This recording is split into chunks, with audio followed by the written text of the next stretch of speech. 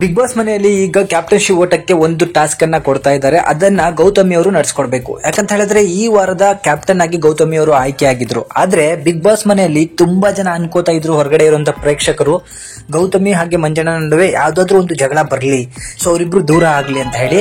So ಯಾರ ಒಂದು ಪ್ರಾರ್ಥನೆ ದೇವರಿಗೆ ಕೆಲಸದ ಗೊತ್ತಿಲ್ಲ, ಈಗ ಅವರಿಬ್ಬರ ಮಧ್ಯೆ ಒಂದು ಬೆಂಕಿಯ ಕಿಡಿ ಹತ್ಕೊಂಡಿದೆ.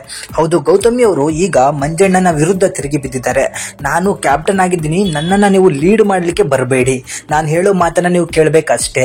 ಸೊ ಮೋಕ್ಷಿತಾ ಅವರು ಈ ಹಿಂದೆ ಹೇಳಿದ್ರು ನನಗೆ, ನಾನು ಆಗ್ಲಾ ನಂಬಿರ್ಲಿಲ್ಲ. ಅವ್ರದ್ದು ಮಾತು ನಡೀತದೆ, ಅವ್ರು ಹೇಳೋ ಮಾತನ್ನ ಮಾತ್ರ ನಾವು ಕೇಳಿಸ್ಕೋಬೇಕು, ನಮ್ಮ ಮಾತನ್ನ ಅವ್ರು ಕೇಳಿಸ್ಕೊಳ್ಳಲ್ಲ ಅಂತ ಹೇಳಿ. ಈಗ ಅದು ನನಗೆ ನಿಜ ಅನಿಸ್ತಾ ಇದೆ.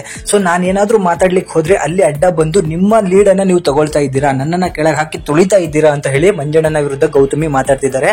ಅಷ್ಟೇ ಅಲ್ಲದೆ ಟಾಸ್ಕಿನ ವಿಚಾರ ಅಂತ ಬಂದಾಗ ಅಲ್ಲಿ ಗೌತಮಿ ಅವರು ಮಂಜಣ್ಣನ್ಗೆ, ನಿಮಗೆ 20 ಸಲ ನಾನು ಹೇಳಕ್ಕಾಗಲ್ಲ, ನಾನು ಒಂದು ಸಲ ಹೇಳ್ತಿದ್ದೀನಿ ಅಂದ್ರೆ ನೀವು ಅದನ್ನ ಅರ್ಥ ಮಾಡ್ಕೋಬೇಕು, ನಾನು ಈ ವಾರದ ಕ್ಯಾಪ್ಟನ್ ಆಗಿದ್ದೀನಿ, ನನ್ನ ಮಾತು ನೀವು ಕೇಳಬೇಕು, ನಿನ್ ಮಾತು ನಾವು ಕೇಳಕ್ಕಲ್ಲ ಇಲ್ಲಿರೋದು ಅಂತ ಹೇಳಿ ಗೌತಮಿ ಹಾಗೂ ಮಂಜಣ್ಣನ ನಡುವೆ ಜಗಳ ಸ್ಟಾರ್ಟ್ ಆಗಿದೆ.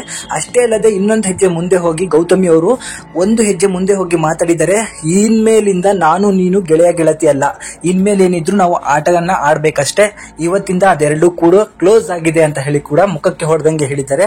ಅದ್ರ ಜೊತೆಗೆ ಬಿಗ್ ಬಾಸ್ ಅವರು ಗೌತಮಿಗೆ ಒಂದು ಒಳ್ಳೆಯ ಒಂದು ಅವಕಾಶವನ್ನ ಕೊಡ್ತಾರೆ. ಬಿಗ್ ಬಾಸ್ ಮನೆಯ ಕ್ಯಾಪ್ಟನ್ಸಿ ಓಟದಿಂದ ಒಬ್ಬರನ್ನ ಹೊರಗಡೆ ಇಡಬೇಕು ಅಂತ ಹೇಳಿ. ಸೊ ಯಾರು ಕೂಡ ಊಹೆನ ಮಾಡಿರಲ್ಲ, ಅದರಂತೆ ಇವತ್ತು ಗೌತಮಿ ಅವರು ಮಂಜಣ್ಣನ ಹೊರಗಡೆ ಇಟ್ಟಿದ್ದಾರೆ. ಹೌದು, ಕ್ಯಾಪ್ಟನ್ಸಿ ಓಟದಿಂದ ಮಂಜಣ್ಣನನ್ನ ಗೌತಮಿ ಅವರು ಹೊರಗಡೆ ಇಡ್ತಿದ್ದಾರೆ.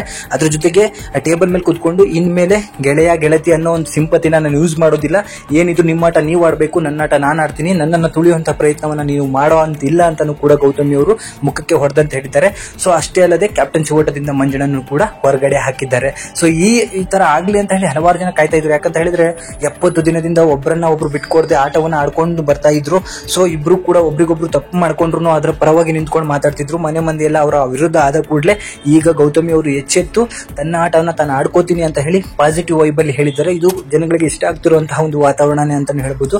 ಮುಂದಿನ ವಾರಗಳಲ್ಲಿ ಗೌತಮಿ ಅವರು ಉಳ್ಕೋಬೇಕು ಅಂತ ಹೇಳಿದ್ರೆ ಮಂಜಣ್ಣನ ವಿರುದ್ಧವಾಗಿ ಆಡ್ಬೇಕು ಅನ್ನೋದು ನಮ್ಮ ಅನಿಸಿಕೆ. ಸೊ ಇವರಿಬ್ಬರ ಮಧ್ಯೆ ಈಗ ಬೆಂಕಿಯ ಕಿಡಿ ಹತ್ಕೊಂಡಿರೋದು ಎಷ್ಟರ ಮಟ್ಟಿಗೆ ಸರಿ ಇದೆ, ತಪ್ಪಿದೆ ಅಂತ ಹೇಳಿ ಕಮೆಂಟ್ ಮಾಡಿ ನಮಗೆ ತಿಳಿಸಿ.